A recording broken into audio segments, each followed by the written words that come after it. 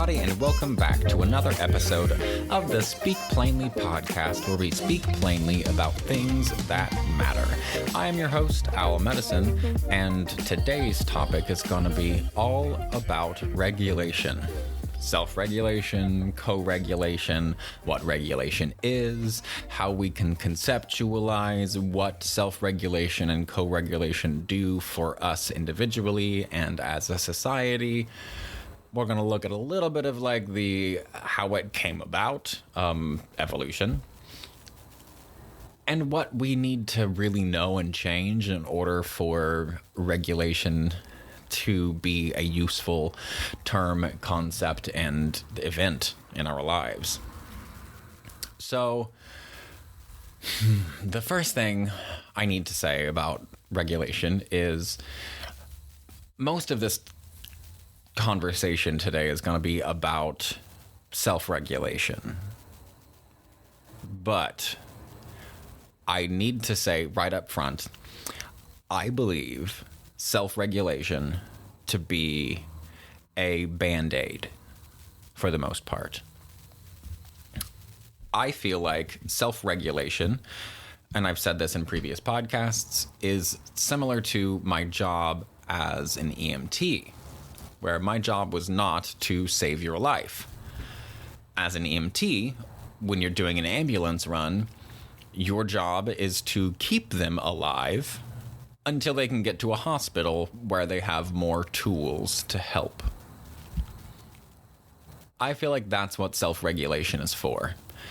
The reason self-regulation, or the reason I believe that rather, is because when we're born, we're not able to self-regulate.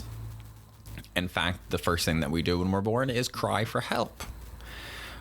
And since pretty much every mammal is born with their most base important survival instinct intact. Horses can get up and run, and giraffes with their crazy legs can stand up and walk, and within a very, very short amount of time of birth, we immediately ask for help. We can't get our own food. We can't make our own food from sunlight like plants do. So we have to have help. Physical, real, actual help from a caregiver. We are not capable of regulating our own body temperature, right? Now, we're talking about regulation in a general sense.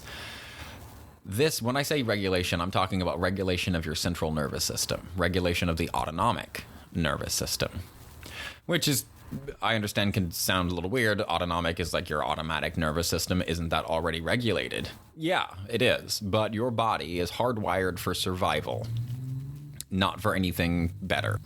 I think you know that being in survival mode is just less enjoyable than anything else. So yes, we are already built and designed in a certain way with certain predications just to survive as biological mechanisms to keep us alive, because that's what biology does. It just wants to repeat. It wants to make itself over and over again. That's what we want to do. We want to make babies. And we need another person to do that. That's why co-regulation. So I just wanted to make that really clear first. Co-regulation, to me, is a primary dynamic in the human species. We are meant to co-regulate with each other. I also think this is why, if you look at the most successful people in America and in the world, most of them got their partners early on in life, and they stuck with that partner for the rest of their life, or career at least.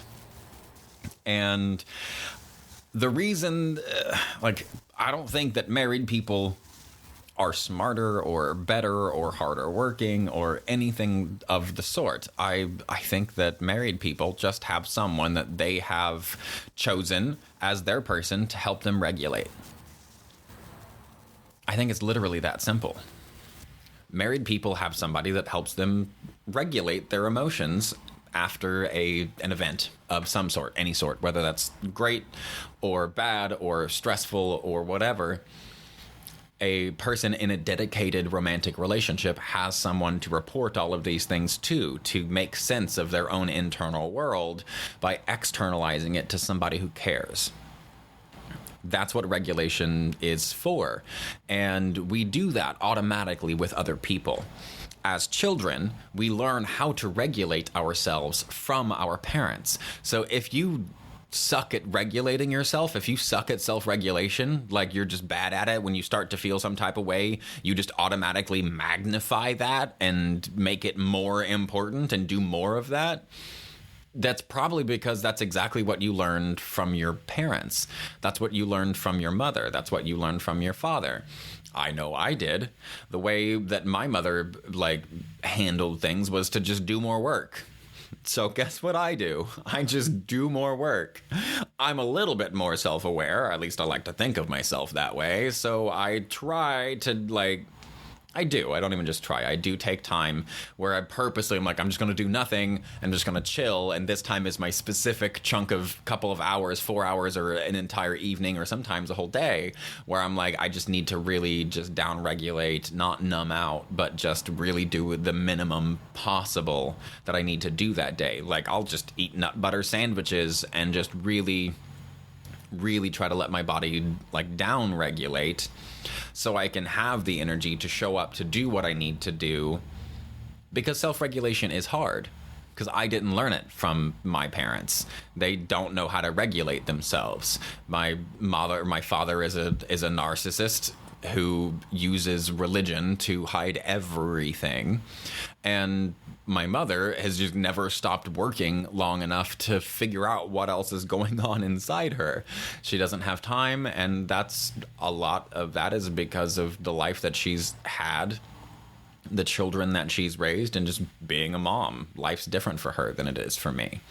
But she is where I would have learned regulation were I to have learned it. So, up front, co-regulation is the gold standard, I think, for the human species, right? So I really want to make that very, very, very, very clear.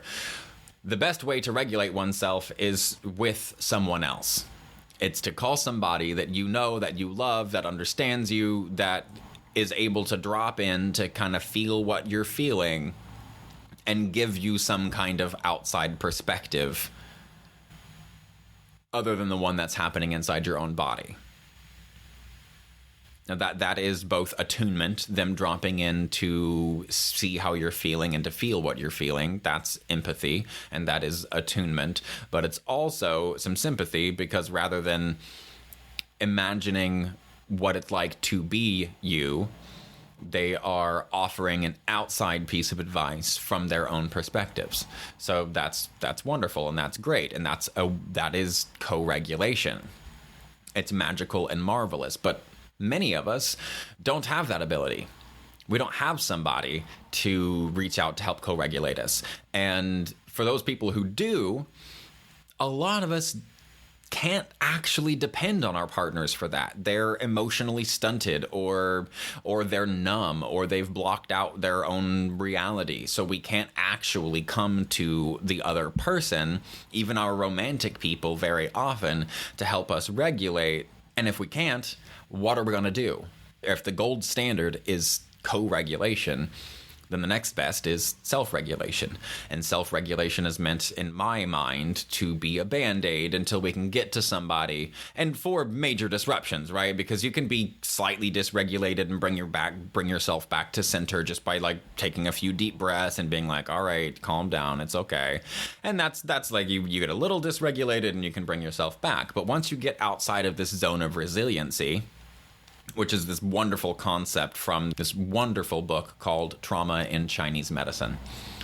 And the zone of resiliency is essentially this zone that we all oscillate in of ups and downs, and happiness and sadness, of high functioning and low functioning. And we oscillate back and forth, and that is balance. We have a balance of sleep and a balance of wakefulness, and that balance comes over time, like sleeping and being awake and actually doing stuff.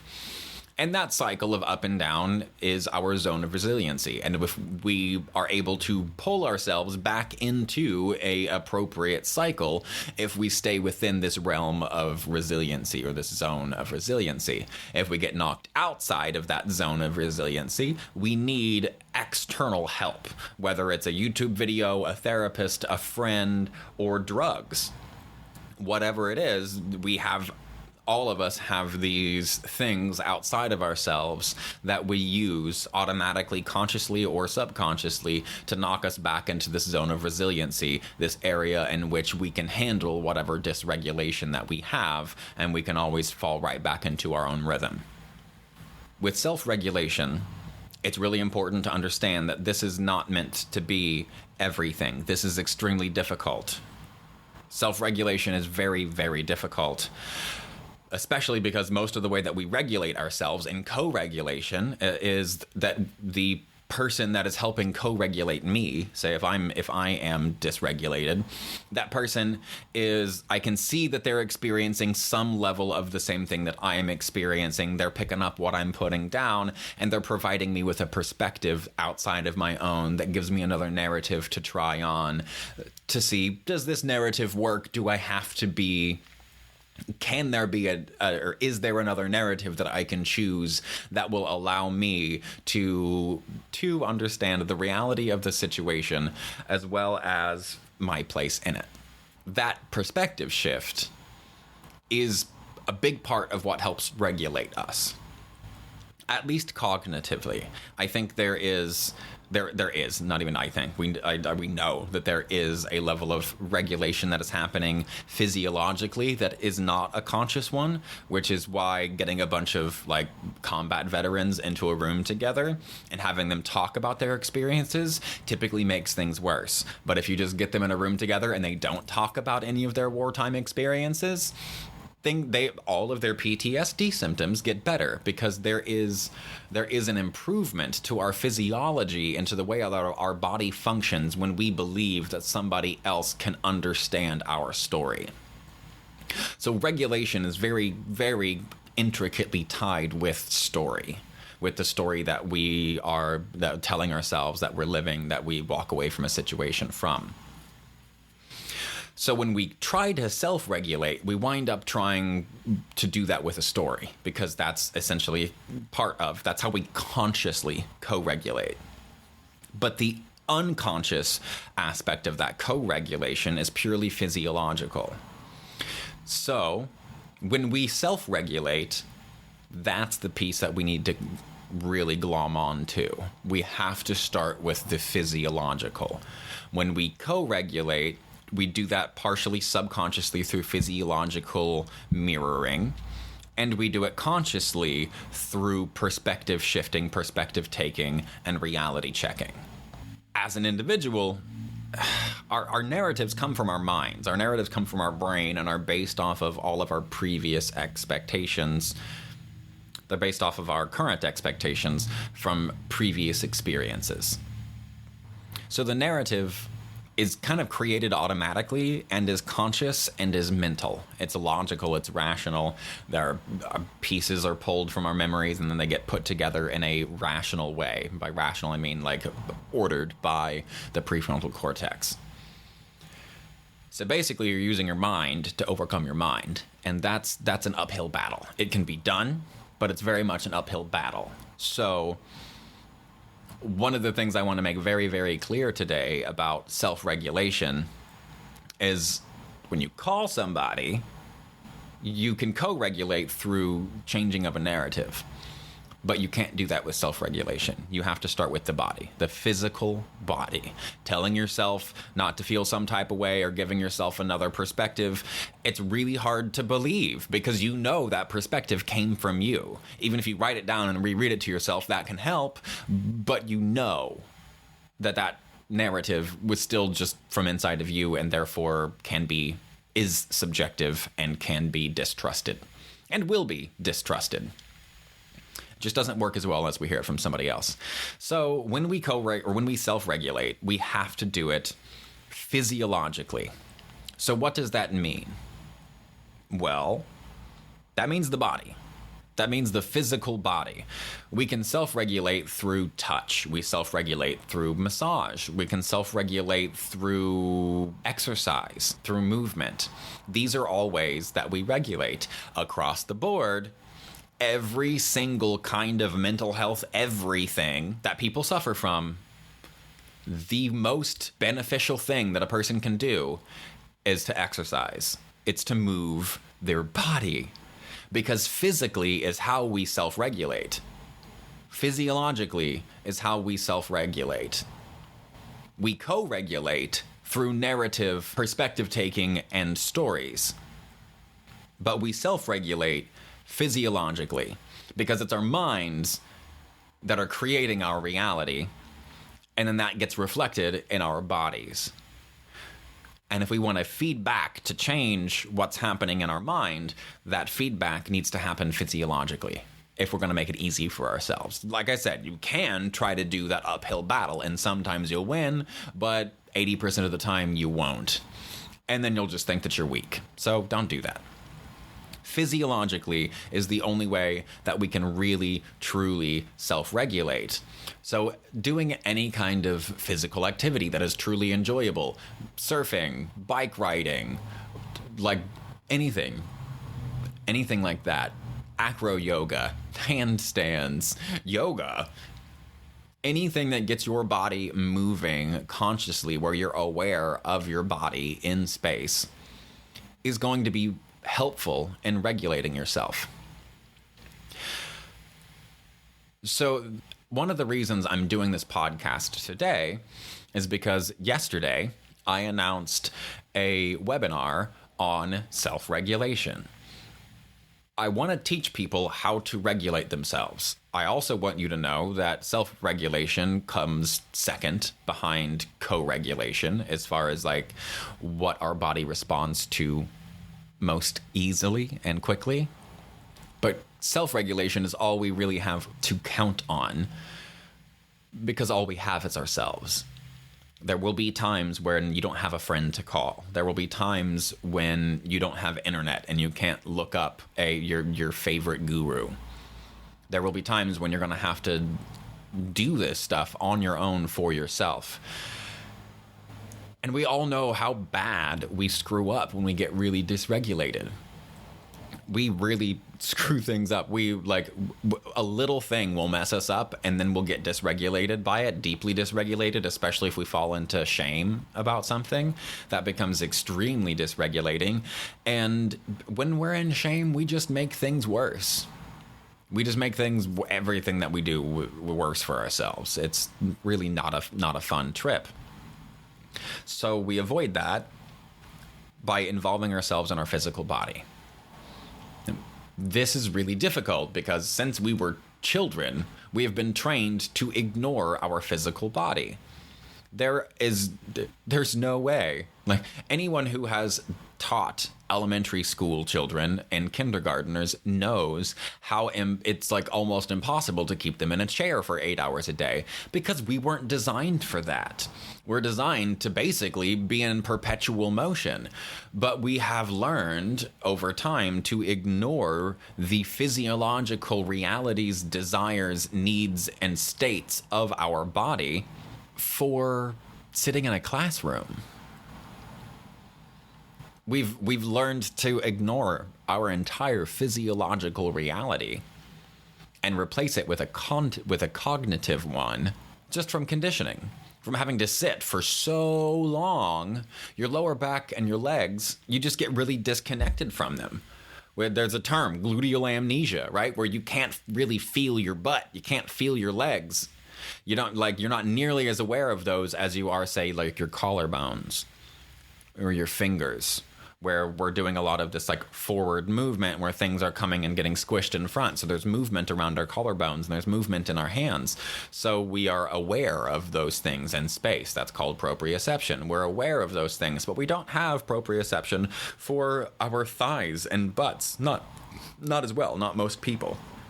We're not as good at telling what's happening with those parts of our body because we've been trained out of it. So that is another reason that it's difficult to self-regulate because we've disconnected ourselves from our body. And in doing so, we have discounted the importance of our physical body. But that's the only place that we have to regulate from. What is dysregulated is not your mind, it's your physical body. Your physical body and brain together are what make up your mind. Like, Like, that's literally the pieces of your mind. That is the hardware that gives rise to the emergent property of a conscious mind. So if you want to change how you're feeling and you want to become regulated again, because we're not thinking when we're dysregulated. We can't. Because when we're dysregulated, our emotions are stirred up, a stress response is stirred up, and if that stress is high enough, it causes the conversation between the amygdala and the prefrontal cortex to go from a one-way or from a two-way to a one-way street. And the amygdala is a lot louder because he's trying to save your life, and the prefrontal cortex is just curious. He's just trying to figure shit out. But your amygdala is trying to save your goddamn life. He's not playing around. For him, it's been life or death for millions of years. Across mammal species, and probably others, the amygdala threat response center has been saving our lives. And prefrontal cortex is just a curious dude. He's just a curious cat. So when it comes to the biological explanation, and I love this because it's biological, like physical life on this planet has its own form of logic. That's what I love. That's what I hear every time I think about or see the word biological. It's like, yes, that's the study of life, ology, bio. But the life that we're talking about is life on this physical planet, in physical space. So it's the physical biology has its own logic, its own rationale, its own reason, and its own like suppositions to how things work.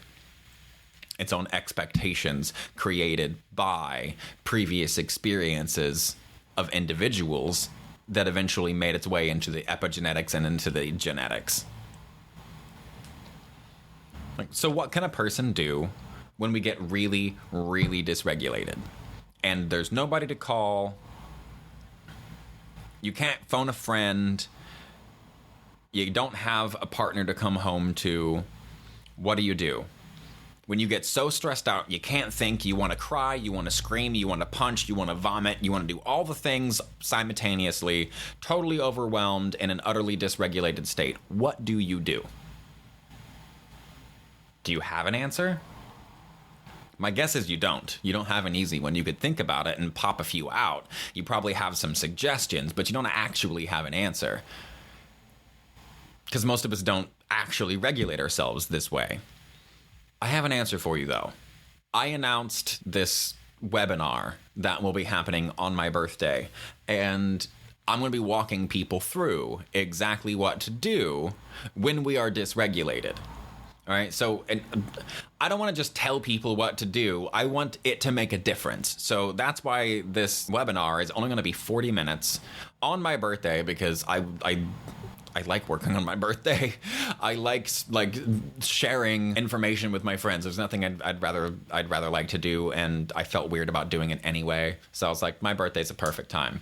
So I'm going to do it on my birthday, December 7th at 12, from 12 to 12:40. We will be done no later than 12:45, because I also want to honor transition time and people have shit to do.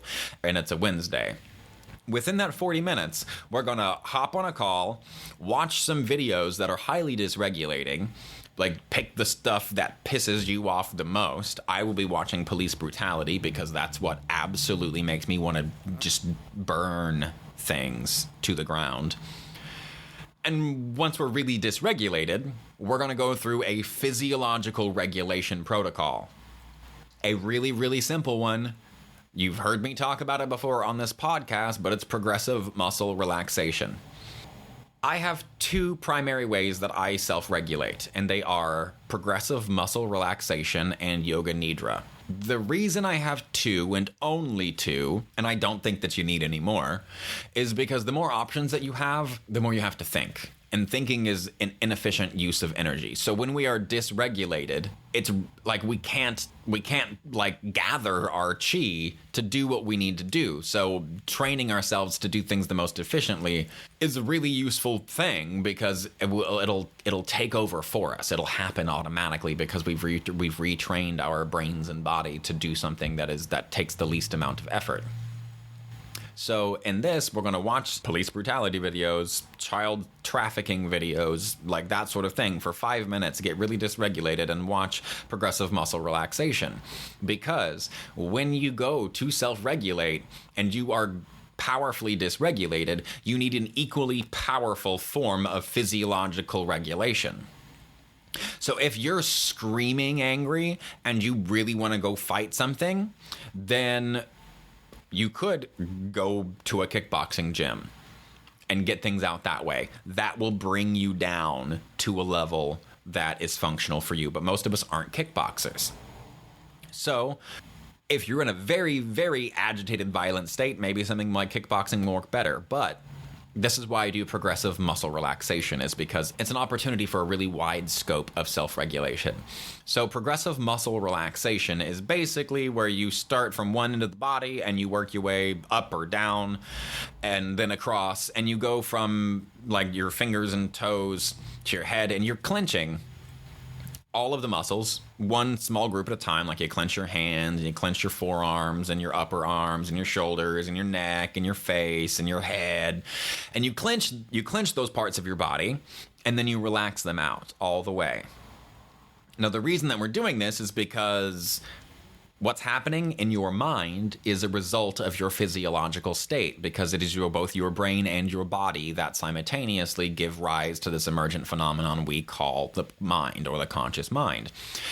So, by squeezing and relaxing your physical body, the tension that has been created in your body from the dysregulation has a chance to complete. Because what's happened is you're stressed, you are poised to do a stress response, but you're in an incomplete stress response. You can't actually act on it, because you can't attack the thing and you can't run away from the thing, and freezing the thing means you're still here because the thing is just in your head. Whatever it is, we all experience it internally. So we have to get it out of our head, and to do that, we have to get it out of our body. So we squeeze these muscles and then we relax them, and then you move to the next muscle and you squeeze that muscle, and then you relax that one. And you move to the next one, and you squeeze that one, and you relax that one. And you do this all in a very mindful, chilled out kind of way. And that's step one. That's the first and primary self-regulation technique I will be teaching on the 7th. The reason I'm doing the workshop is because I can tell you about this, and this is great, and the next time you get dysregulated, you can go YouTube a yoga nidra, and I highly, highly, highly suggest that you do that. But most people aren't. We just don't, because we discount the power that it actually has. But I have been powerfully dysregulated and just decided that there was a month where anytime I got dysregulated, I was going to try this progressive muscle relaxation thing. And my God, it's awesome. Like, no matter how angry or frustrated or dysregulated I am, by the time I finish a progressive muscle relaxation, I'm pretty darn good. If it's really, really bad, then I'll do a yoga nidra afterward. And so this is part 2.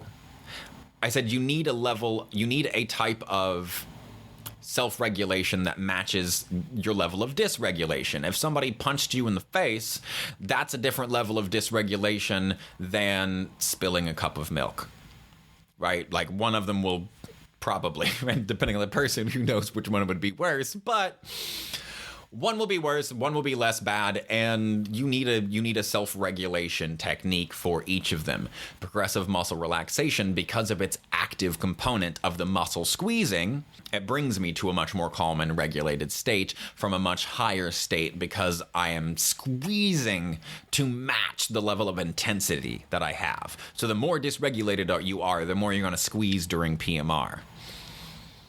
Once we finish with the PMR, we'll have a little conversation, we'll talk about some stuff, and then we're going to move to a yoga nidra.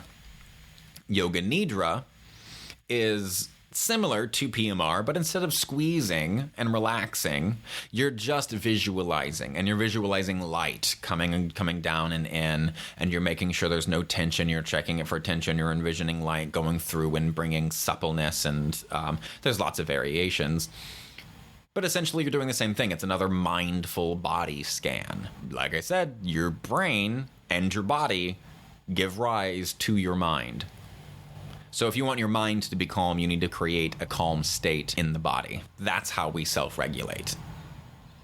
To self-regulate, you must have a calm state in your body. You must be able to move your body from an uncalm state to a calm state, because only then are you going to be able to think clearly. Only then are you going to be able to actually respond appropriately to the situation. And that's all that we're trying to do. Those of us that believe that we're broken or think we're broken, the reason that we do is because we habitually respond inappropriately for the environment. By learning to regulate yourself, you will respond appropriately to the environment. This is so fundamental because I don't care what your problem is. We all got problems. We all got addictions. If you're not addicted to pharmaceuticals or marijuana or your antidepressant meds or your alcohol or your cigarettes, you're addicted to something. You're addicted to TikTok or doom scrolling. We all are.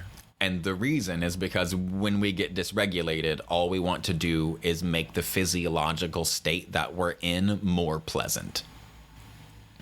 That's all we're trying to do. We're trying to make our dysregulated state more pleasant.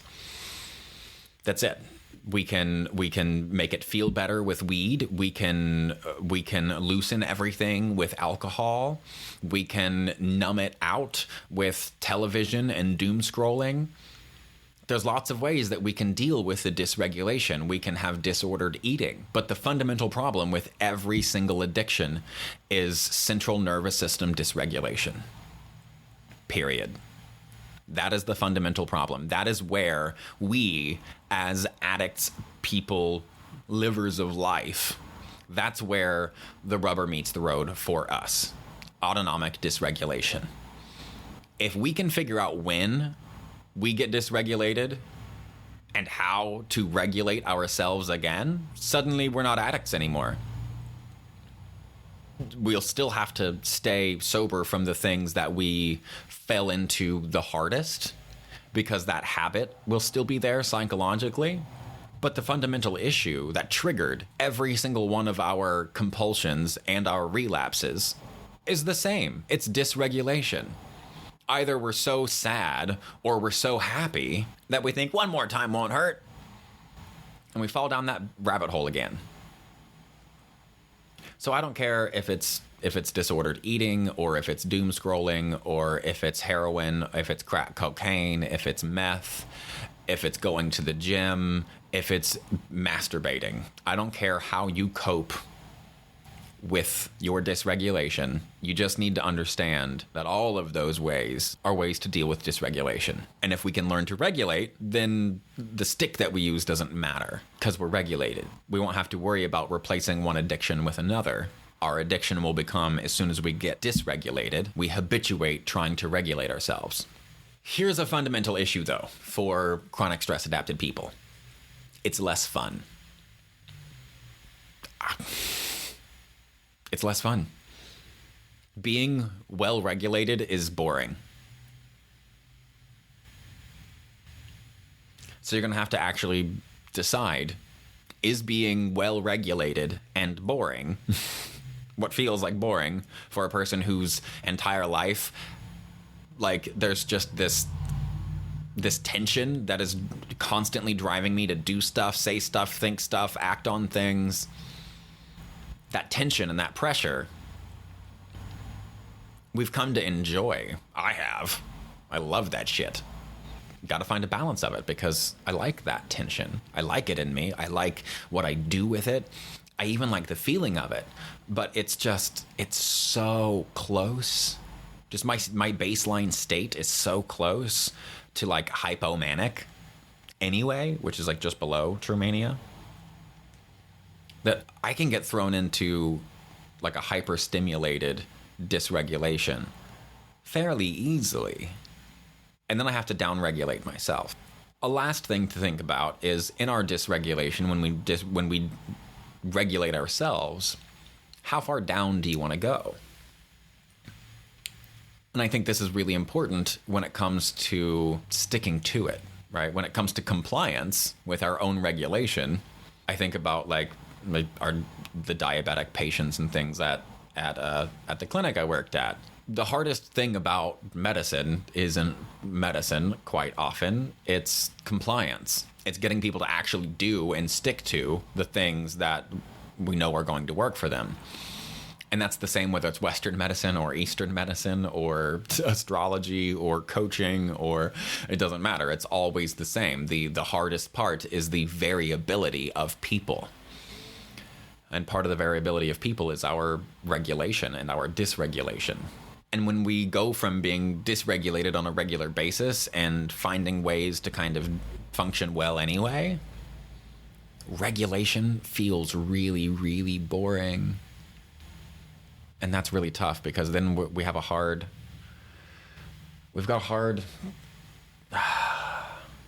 path in front of us there, because then it's, do I enjoy just like being me and having this life, or do I be more adult, more responsible, and regulate?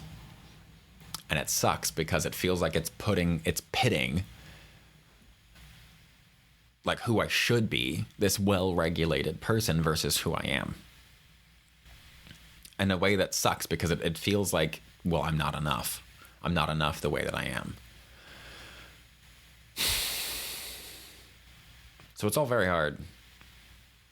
I mean, it's very simple, but there's a lot of shifting of other parts that has to happen. And that's the only reason it's actually hard. The process of self-regulating isn't that difficult, so long as you understand that you have to do it physiologically. That if your mind's feeling twisted, it's because your body is feeling twisted. And if you want to straighten out your mind, straighten out your body. Because using a twisted mind to straighten out a twisted mind is just not going to be helpful. That's the blind leading the blind. We have to start with the body. So anytime that you self-regulate, you gotta start with the body and then work your way up. It will automatically work its way up. So I'm going to be teaching this webinar on the 7th of December at 12 noon Pacific Standard Time, where I'm just going to be walking you through a very dysregulating experience, and then through progressive muscle relaxation, followed by essentially a yoga nidra. The reason I'm going to be doing all of this, and I will be purposefully dysregulating you, is because no words are going to convince you how profound this is, because you'd call me a liar, and I can't blame you. I really can't blame you, because until you experience it for yourself, you're not going to believe it, and that's totally fine. So I hope that y'all will sign up and become a Patreon supporter of Rethinking Broken. This is an extension of Rethinking Broken. It's a Rethinking Broken webinar. Think about becoming a Patreon supporter, and then you will get this free webinar where you can learn to self-regulate. You can learn to self-regulate when you are profoundly dysregulated, which is an incredible, incredible gift. Imagine how much time you will have if you're no longer having to battle your own emotions. How much could you get done if you weren't fighting your own internal states? How much more could you get done, and how much more of life could you enjoy if you weren't having to climb your way up that self-regulation mountain, constantly telling yourself one thing while feeling another, just so you can drag out the next thing on your to-do list and put a check next to it? Just imagine how awesome that would be, to be able to have so much free time. Because I have gotten way more free time than I'm comfortable with by doing this. Because now I schedule it regularly in my day, and anytime I start to get dysregulated, whether it's from a phone call conversation or some piece of news or whatever, I can just go boop and drop immediately into my PMR or my yoga nidra, and I'm good. Because I know that all I need to do when my brain starts to feel twisted is to straighten out my body. Just run an iron over my body, and I can do that with progressive muscle relaxation if those wrinkles are huge, or I can do it with a little bit of yoga nidra if the wrinkles are small. There's other things you can do, yoga and all that other stuff too as well, and those are great. But those are regular habits, I think, that help maintain regulation. What I'm talking about is not about building a life in which you can maintain regulation. I'm here today talking to you about acute fixes for dysregulation. When you are actually actively dysregulated and you're feeling crazy, you can't figure out your head from a hole in the ground, what do? You start physiologically. The response is always physical. Anytime your brain starts to feel twisted, go to the body, address the body, make the body feel good, and your brain will follow. There is no other way that it can be. Mental focus follows visual focus, and mental acuity follows physical peace. If you want to be able to think clearly, bring your body, your physical body, into a state of peace and comfort. That's how you're going to do it. That's how you're going to regulate. So, join me on December 7th, 12 Pacific Standard Time, and you can do that by becoming a member of the Rethinking Broken Patreon, and you can just go to patreon.com/rethinkingbroken, and you'll see me, Owl Medicine, as the author. And you can join. There's 2 different tiers you can join. Join any of them. And I'd love to see you there. Thank you very much for your time. Regulation is a very real thing. No matter what you struggle with, if you can learn to regulate yourself, you don't need to worry about your addiction anymore. Whether that's doom scrolling or codependency or stonewalling people, internet shopping, or dysregulated eating. You learn to regulate yourself when nobody else is around. If you have that power, you have all the power. So join me December 7th, and we're going to have a great time. Let me teach you this incredible superpower. Thank you guys for joining me. I really love this. I really love my followers. You guys are awesome. And I've been talking about comments. I've been trying to figure out how to get comments available, but apparently they're not available unless you leave a review. And reviews are basically comments. So if you want to leave me a review on wherever you listen to this, Apple, iTunes, Spotify, that would be great. If you have any questions, email me at speakplainlypodcast@gmail.com, and I will get right back to you. Thank you guys so much. You're awesome. And remember, stay curious and stay uncomfortable.